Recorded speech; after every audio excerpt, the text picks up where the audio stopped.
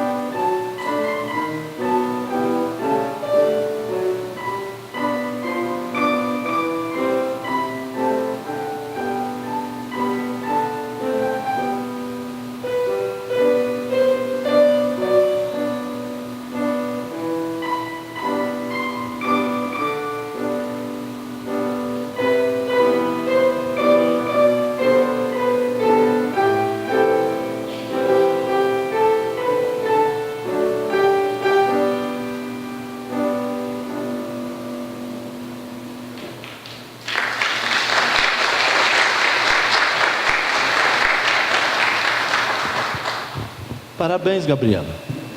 Continue assim. Ela tem 5 meses de aula, eu acho que é isso, né, pai? Tem 5 meses de aula, que bom.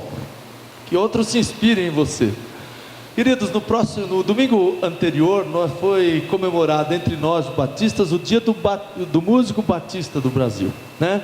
Então nós ficamos muito felizes, como comentamos, não foi um fim de semana muito fácil, de modo que nós queremos render graças ao Senhor por todos os músicos de nossa igreja, todas as pessoas, instrumentistas, coristas, cantores, solistas de nossa igreja, cada corista, cada membro da igreja que se dedica, colocando diante de Deus os seus dons e os seus talentos na área musical, podendo oferecer ao Senhor, que Deus sempre podendo se oferecer para que Deus nos instrumentalize para isso, porque nós só somos instrumentos do Senhor. Agradecer a cada músico da igreja que, olha, é às vezes difícil, né? Porque tem os horários dos ensaios e não medem esforços, estão aqui. Isso é muito bom, poder contribuir para a obra do Senhor na igreja em que valoriza e trata a música com arte e excelência. Louvado seja Deus por isso. Então, parabéns a todos os músicos de nossa igreja. Eu quero convidar o pastor Neilson que nos conduza numa oração de gratidão a Deus por esse dia.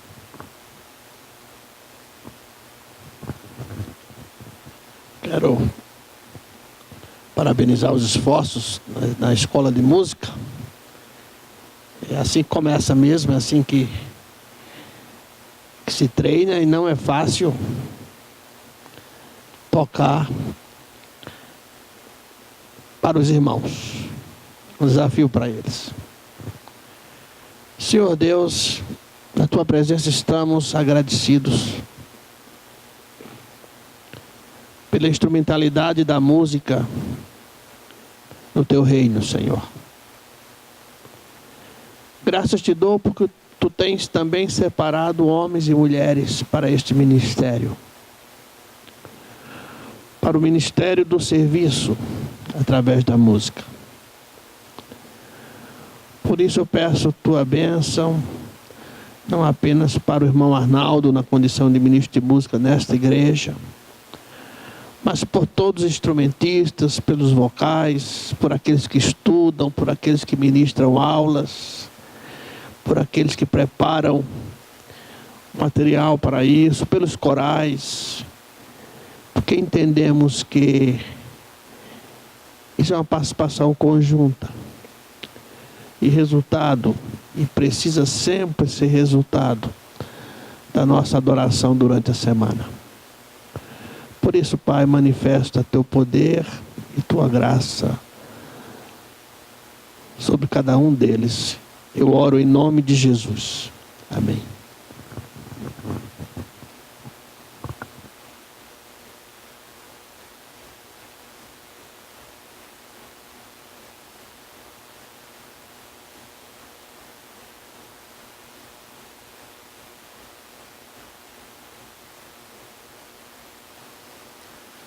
Gostaria de convidá-los a abrirem suas Bíblias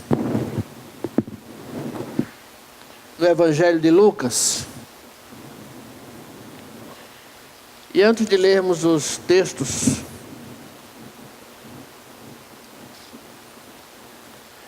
o texto desta manhã, eu quero ler as palavras introdutórias do Evangelho de Lucas para sabermos quem escreve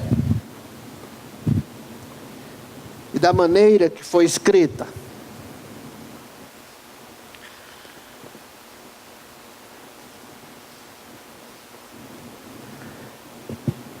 Segundo o texto de Colossenses capítulo 4, verso 14, Lucas era médico.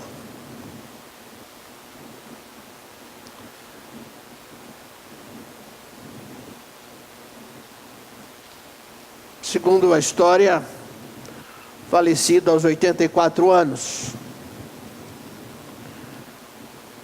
Companheiro de Paulo na segunda viagem missionária, e isso é perceptível pelos pronomes do texto.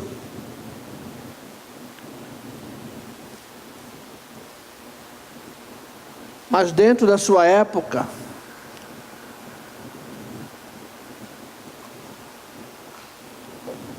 Lucas era um homem da ciência, pois era reconhecido como médico, ou não como milagreiro, ou alguém que se dedicasse a um tipo de cura que não fosse através, no caso da ciência médica da época.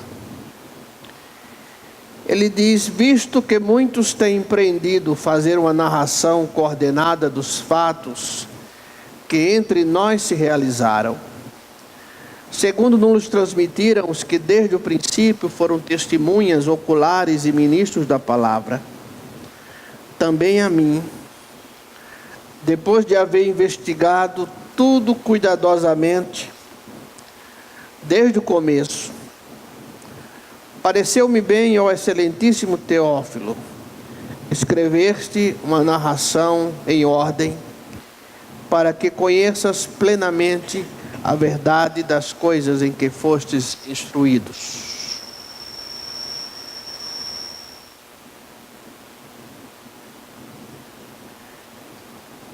O Dr. Lucas investigou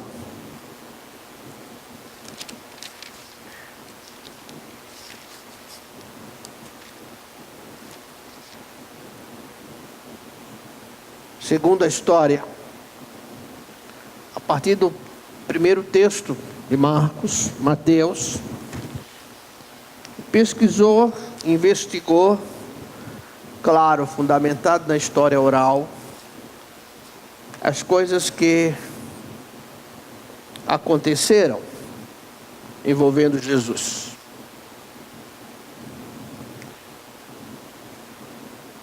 E o texto que vamos ler nesta manhã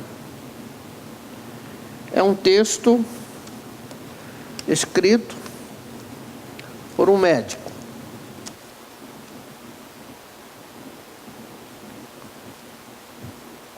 Um médico que reconheceu em Jesus um poder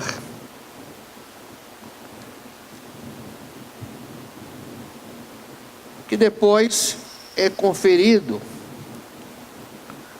à igreja, ou parte da igreja, através do dom do Espírito.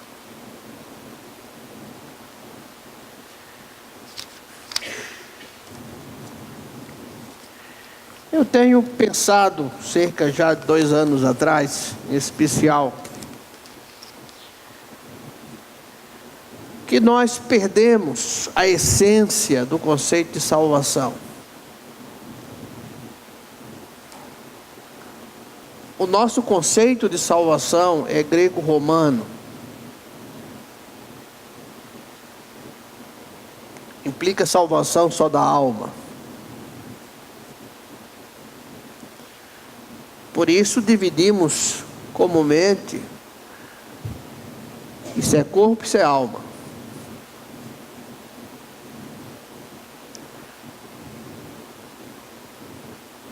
Mas o Novo Testamento, também as cartas paulinas,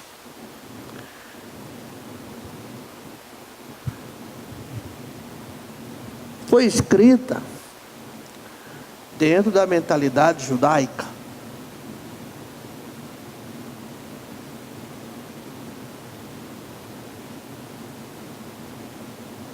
E no conceito judaico, somos um todo.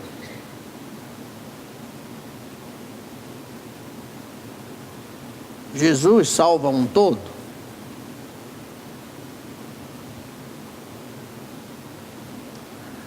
Ainda que a salvação plena seja completada na eternidade.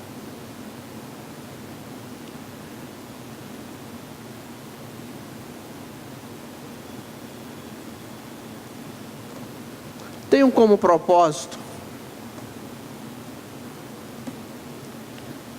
empreender mais profundamente nos próximos 4 anos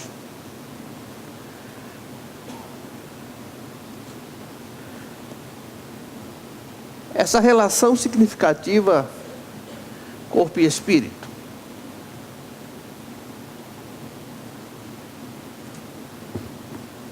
E o faço com a aprovação de uma academia que não aprova tal assunto a partir de uma visão de igreja.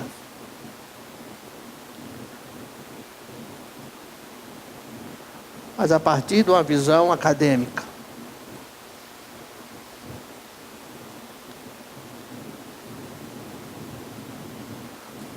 Nós separamos o homem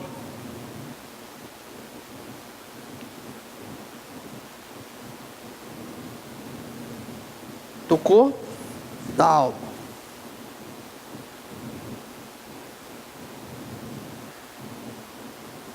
Por isso, achamos que quando falamos em cura, desprezamos o conceito da salvação.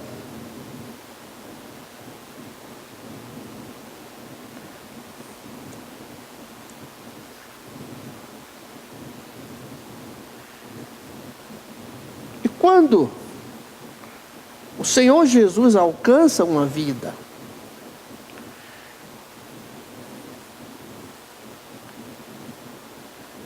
quando o homem é salvo, ele é salvo como um todo, não havendo para o Senhor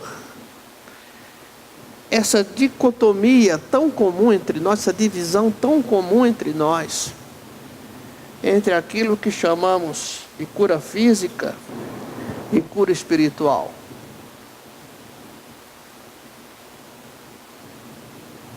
Isso não quer dizer que todos nós sejamos ou seremos curados das nossas fragilidades físicas. Mas o que eu quero dizer aos irmãos é que a própria classe médica, nas suas pesquisas, tem chamado isso de espiritualidade.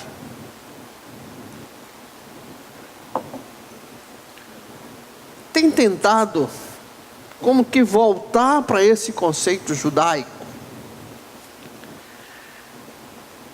que o homem é um todo.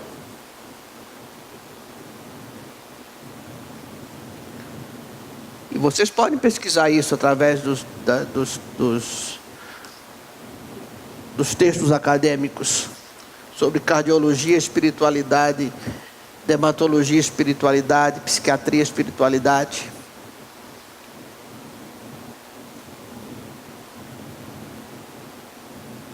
Mas nós dividimos.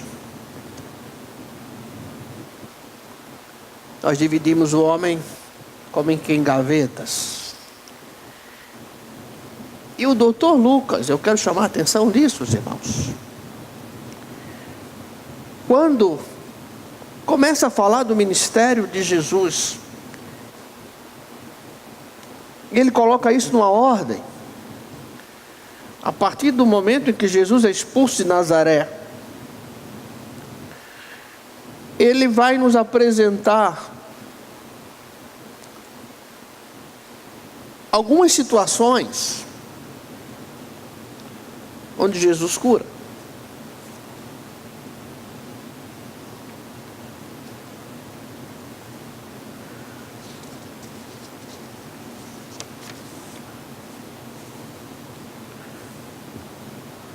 Nossa visão de saúde, ela é muito comprometida, está muito comprometida com a nossa condição financeira, socioeconômica. Na nossa comunidade, há pessoas que, quando pensam em saúde, pensam em plano de saúde classe A, ou classe B, ou nenhum plano de saúde.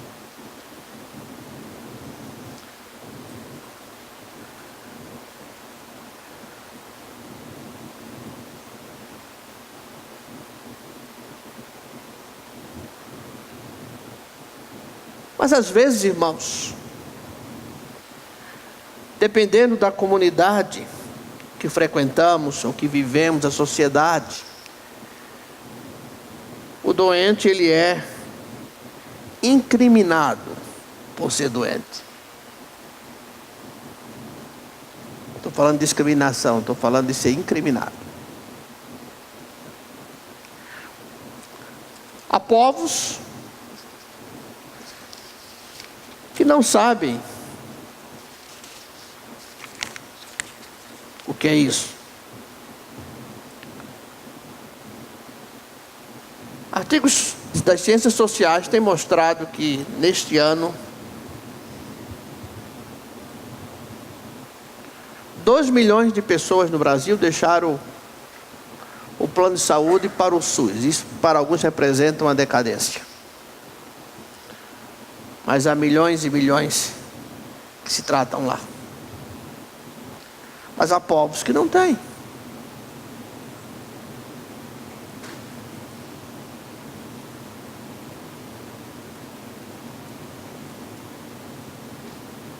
E quando levamos um evangelho dividido, uma salvação dividida, nós deixamos de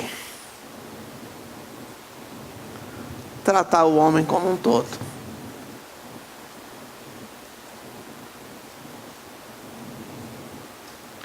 E às vezes, pelo medo do excesso, faltamos com a verdade. Eu mesmo me pergunto qual a última vez que eu orei especificamente pela cura de alguém.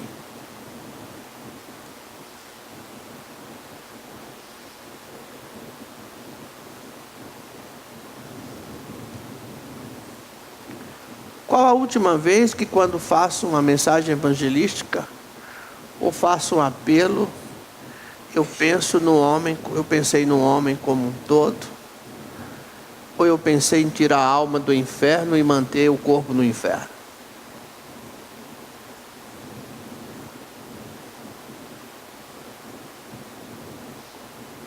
Às vezes nós classificamos isso de neopentecostalismo, mas não é. A igreja tem enveredado por um caminho limitado da interpretação do que é salvação.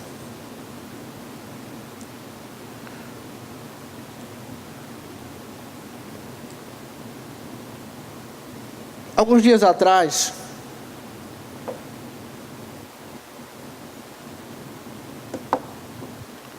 estive novamente defendendo o meu projeto de pesquisa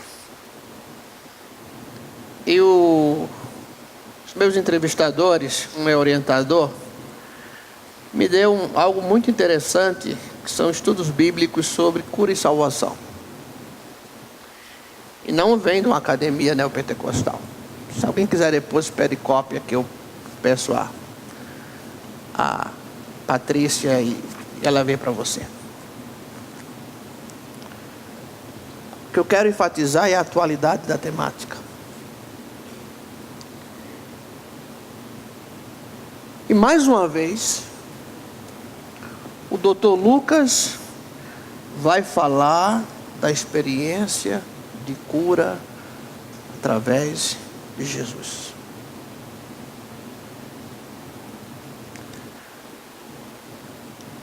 Lucas capítulo 4, versos 38 a 44.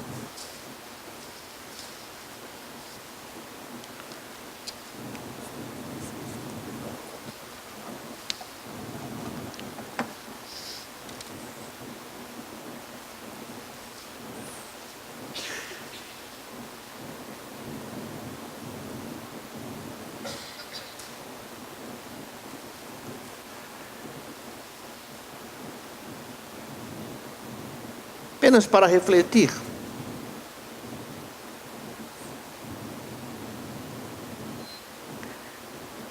Nós temos a visão de um reino terreno que para nada serve. Isso é matéria de fato, é.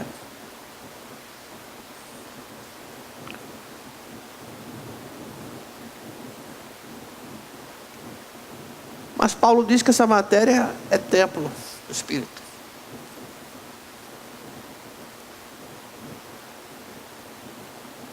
E dividimos o reino espiritual.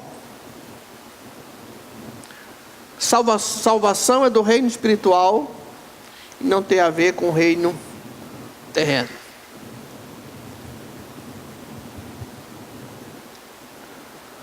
Mas aqui nós temos testemunhos de famílias, histórias, não só do ponto de vista da saúde, mas da economia, da educação, da formação, que foram alteradas a partir do conhecimento do Evangelho, ou não? Houve um tempo que a igreja ensinava a ler quem não sabia ler. Isso é salvação.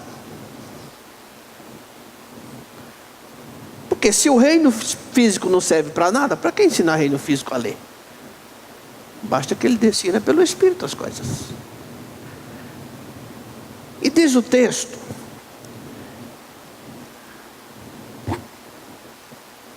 no verso 38, que levantando-se Jesus saiu da sinagoga e entrou na casa de Simão, e estando a sogra de Simão enferma com muita febre, rogaram-lhe por ela, e inclinando-se para ela, repreendeu a febre, e esta a deixou. Imediatamente ela se levantou e os servia. A palavra grega aqui de repreender é a palavra que diz mostrar honra. Já falei isso no outro texto com os irmãos.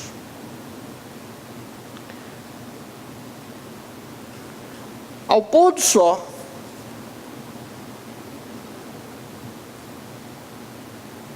isso dá a ideia que o texto aconteceu durante o dia, tanto é que ela foi e serviu as atividades do lar.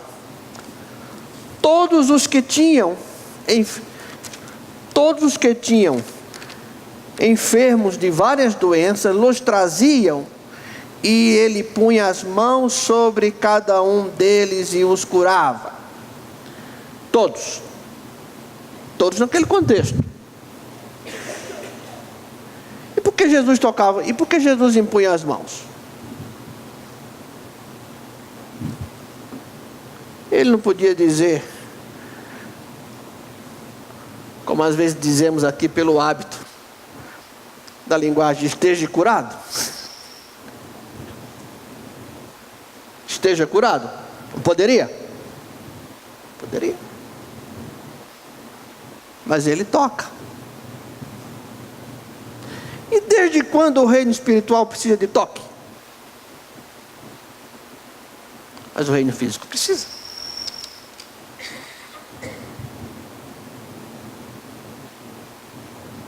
É o ministério de Jesus narrado pelo Dr. Lucas.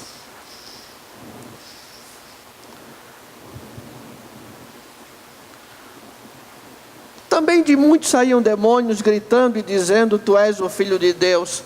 Ele, porém, os repreendia e não os deixava falar, pois sabiam que ele era o Cristo. E ao romper do dia, ele saiu.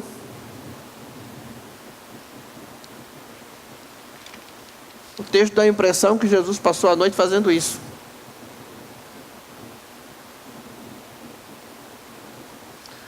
E ele cansava. Mas se ele era só reino espírito, por que o reino físico cansava? Porque ele era reino físico também.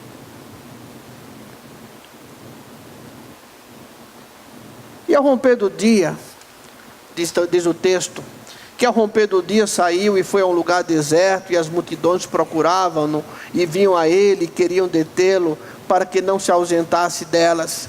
Ele, porém, lhes disse: é necessário também que as outras cidades eu anuncie o evangelho do reino de Deus, porque é para isso que fui enviado, e pregava nas sinagogas da Judéia. Na realidade, Jesus mostra aqui o seu senso de missão. Não sei se você já conviveu num contexto de pobreza.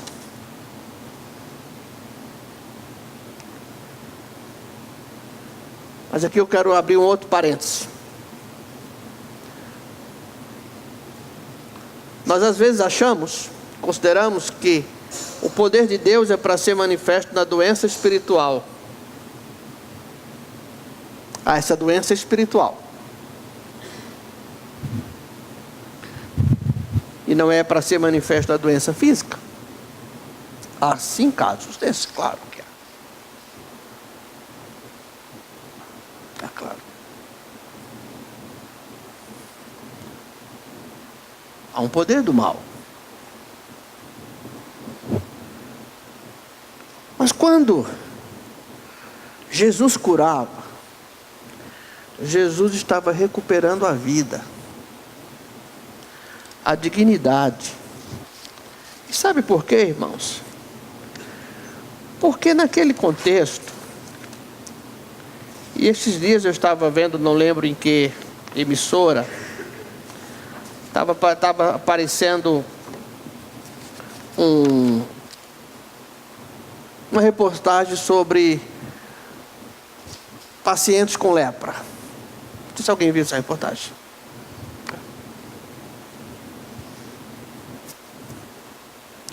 Na minha vida algumas coisas ficaram na vontade, e uma delas foi essa.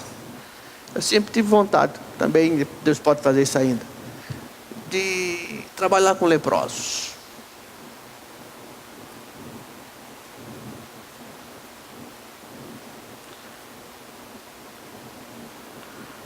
Por isso, naquele contexto, doença significava não apenas uma lesão somática do corpo, mas discriminação social, estigmatização. Porque doença era ligada à ideia de pecado, e ainda é para muita gente, né? Está assim porque pecou. É a mão de Deus pesando, é castigo. É a punição de Deus. Era tão mal que morreu com câncer na língua.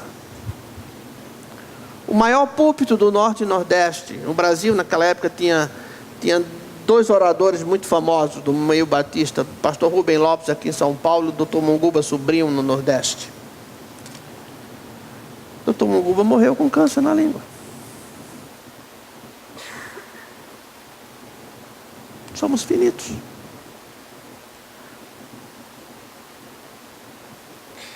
Doença também significa pobreza e miséria. Doença significava também exclusão do culto, porque se tornava impuro. Então, quando você começa a pesquisar, e é um texto interessante, se alguém tiver interesse nisso, quando alguém começa a pesquisar sobre isso, e se você for nas vielas de São Paulo,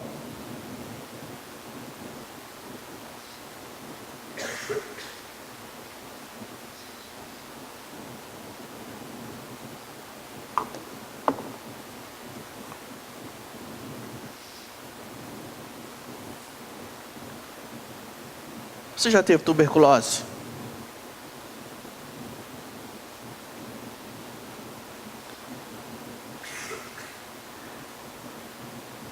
Você às vezes não era tratado como lixo?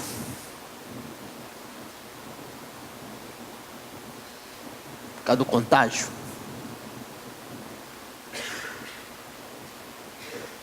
Isso Jesus entendeu. Isso alguns cristãos entendem. Mas nós continuamos salvando a alma e o corpo que se lixe.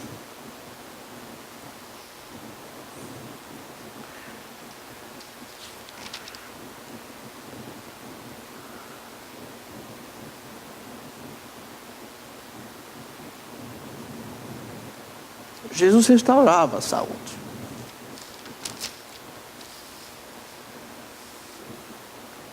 E o que eu quero, talvez com esse vai e vem todo, que eu tentei fazer para os irmãos nessa manhã,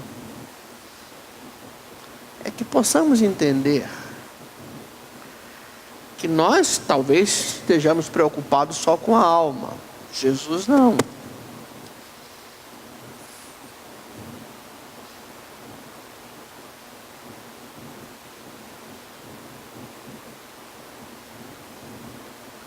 Eu começo a entender que Jesus também se preocupa com a minha frieira, se eu tiver.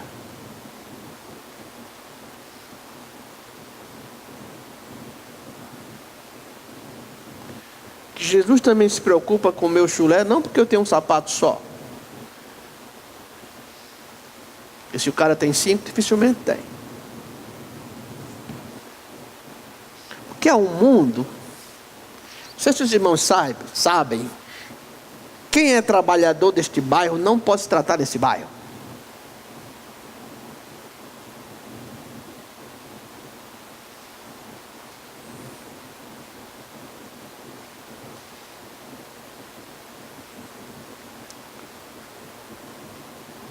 É.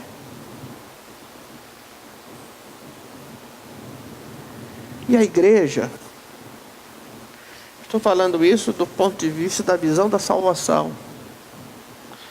Quando eu prego evangelho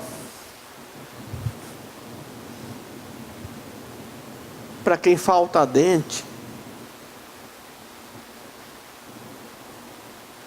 eu creio que também que o evangelho pode devolver a dignidade trazendo dente.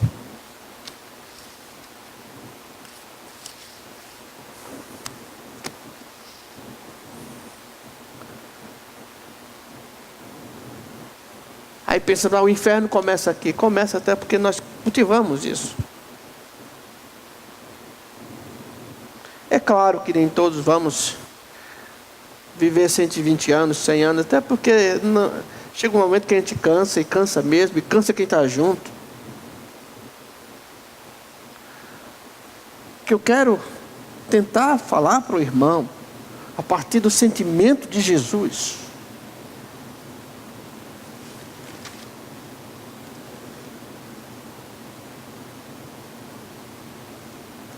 Quem lida com a necessidade humana sabe que é cansativo.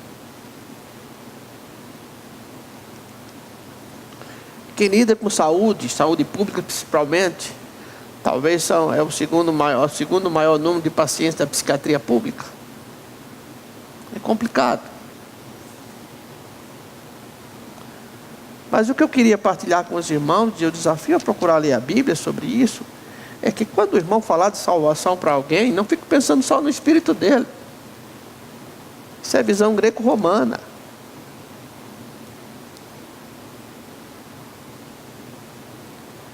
Meu pastor dizia, eu aprendi isso com ele. Ele sempre... Aliás, diziam que ele seria um aposentado que não conseguiria casa, né? Que o missionário tem que economizar para comprar a casa nos Estados Unidos, porque o salário é baixo de missionário depois de aposentado, não penso que é alto. Ele era muito criticado por isso, porque muita gente estudou, muitas famílias foram abençoadas pelo compartilhar que ele mesmo fazia. Ele me dizia, Neilson, que adianta eu visitar alguém, orar por ele e saber que ele não tem pão?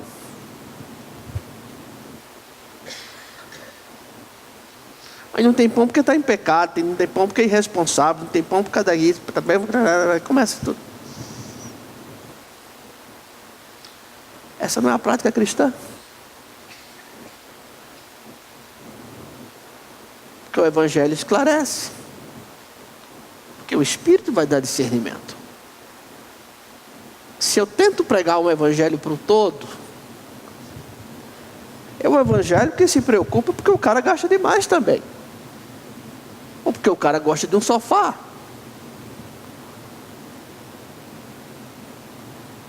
Mas se eu continuo vendo Evangelho para mandar gente para o céu ou gente para o inferno, esse não é Evangelho de Cristo. E não é discurso político. Porque alguns povos, alguns irmãos, alguns crentes nesse mundo afora, a única forma de terem saúde é através da oração de cura.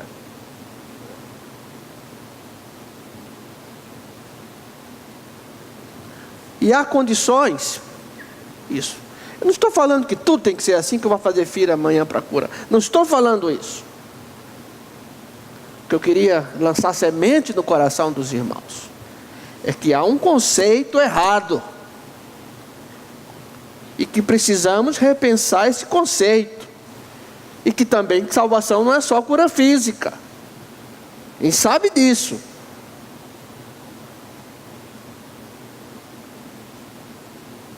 Mas o que eu quero que você pense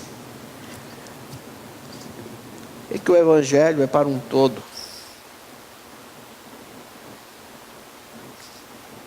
O Evangelho não faz acepção, mas faz asepsia, eu costumo dizer.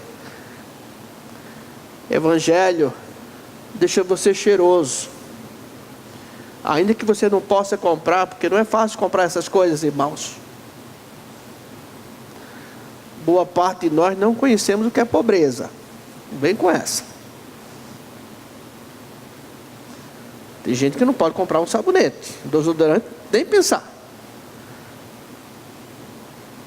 Em vez de fazer isso, vá na farmácia e compre e dê de presente.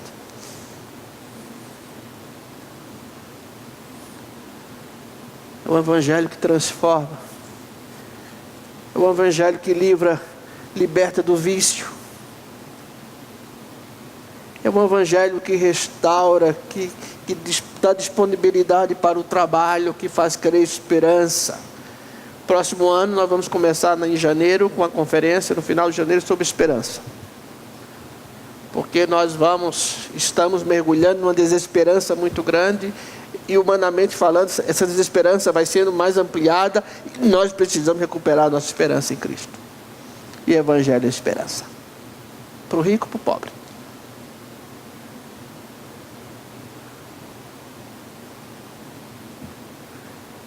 Às vezes nós dizemos, é gordo porque se alimenta mal. Sabe o preço de se alimentar bem? Sabe? Sabe, irmão? Sabe o que tem para fora da sua porta?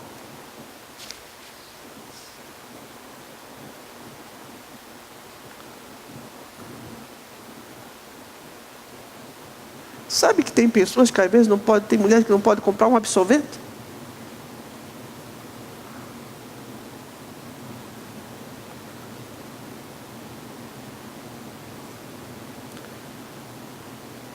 Eu entendo essas coisas. O que eu quero dizer é que se o Evangelho não trouxer dignidade, não é Evangelho. E volto a insistir, não faça discurso político, não é discurso político. É Bíblia. Porque o Filho de Deus, enquanto homem, enquanto encarnado, gastou tempo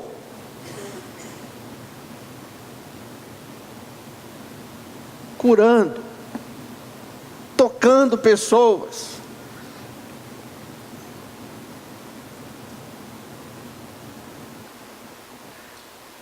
E eu fico imaginando que essas filas, porque não é assim, não é só chegar lá, não é feito esse pessoal de televisão, não.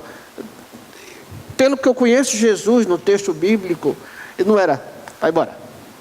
Ele dava atenção.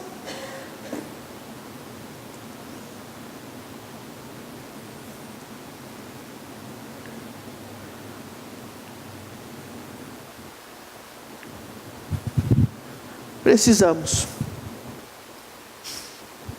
Meu irmão, me chame o que você quiser. Se Deus especificamente lhe deu um dom para a edificação do corpo, use-o.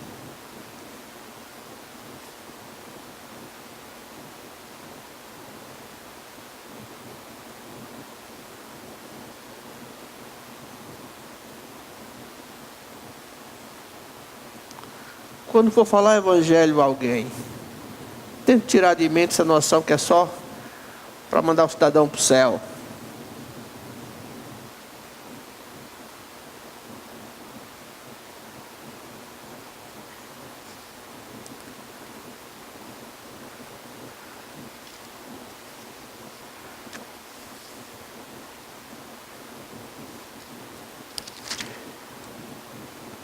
E Jesus sabia que ele precisava continuar pregando o reino. E reino é isso.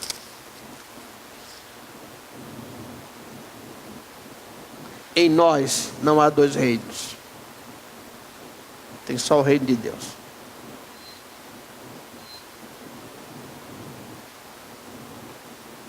Por isso, essa semana, Deus vai lhe dar a oportunidade de falar o evangelho para alguém, tenho certeza. E quando der a oportunidade de falar o evangelho para alguém, você disser só Jesus salva, que bonito, né? Salva de quê? Do inferno, irmão. E do meu marido que bebe e me bate.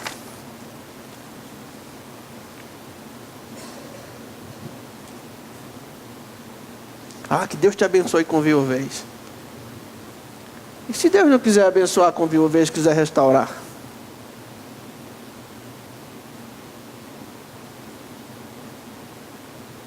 Nosso evangelho, eu vou usar apenas como refrão, não qualificando o produto, não é um evangelho em 99 made in China. É um evangelho de autoridade e poder. Não precisa ligar para o pastor, eu queria que o senhor orasse por alguém que está doente. Ore você, eu posso orar também. Não há sacerdócio aqui, clero oficial. Para com essa história. Você é sacerdote. Você é o instrumento de Deus. Porque eu não estou lá, você está. E tente viver. É um desafio para mim também, viu, gente? Viver esse evangelho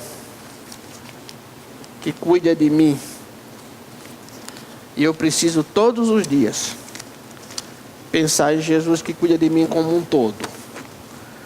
Porque senão estou perdido.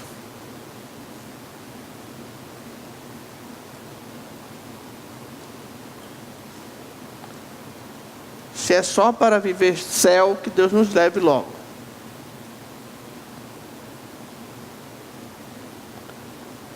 Mas se o evangelho é para essa peregrinação, que possamos entender isso.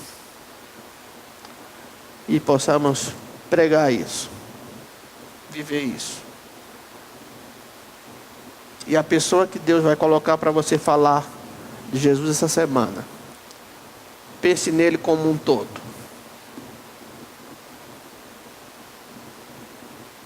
não como um pedaço. Pense no homem que você não vê, que é a alma, e pense no homem que você vê, que é o corpo, que é um todo. Você se separa da sua alma e continua com vida?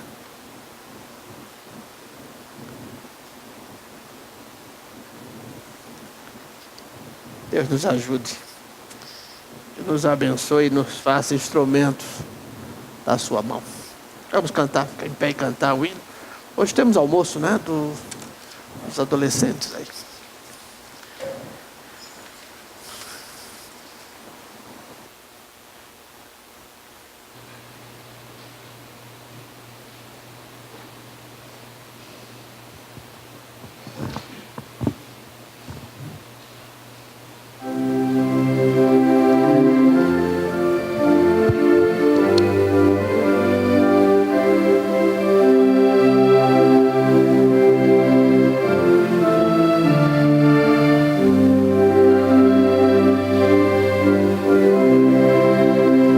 Cristo amado, sei que na força do mal, tu, meu mestre, sempre serás protetor. Tu me guardas, dando-me paz divinal. Eu contigo sempre serei vencedor. Cristo, mestre, sei que contigo sou vencedor. Dá-me graça, dá-me do teu poder redentor. Que alegria tenho no meu Salvador, tenho graça, vida de amor paternal. Tudo posso, tudo por ti, meu Senhor. Deste mundo sou vencedor afinal. Cristo, mestre, sei que contigo sou vencedor. Dá-me graça, dá-me do teu poder redentor.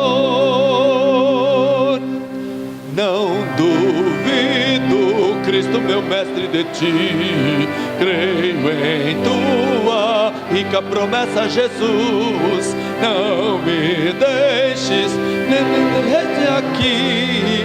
Quero sempre ver tua face de luz. Cristo, mestre, sei que contigo sou vencedor. Dá-me graça, dá-me do teu poder redentor. Oh, que bênção ter a certeza do bem, ter na vida paz e perdão do Senhor. Muito alegre, busca essa pátria de além, onde reina Cristo Jesus, Rei de amor. Cristo, mestre, sei que contigo sou vencedor. Dá-me graça, dá-me do teu poder redentor.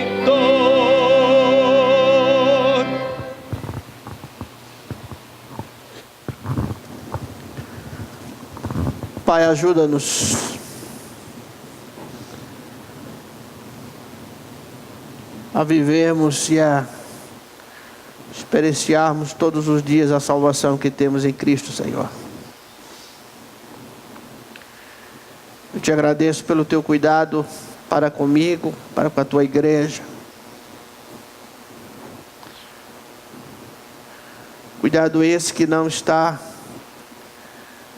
focado apenas na eternidade que teremos em ti, Senhor, e contigo, mas também focado na nossa vida diária,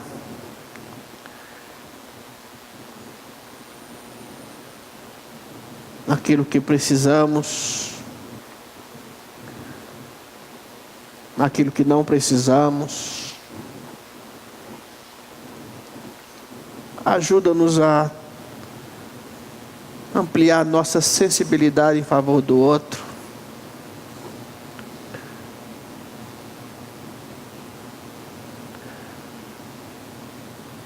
E eu creio, Pai, que o Teu Espírito nos dá discernimento, inclusive, para percebermos quando o outro está com fome, sem precisar nos dizer que está com fome.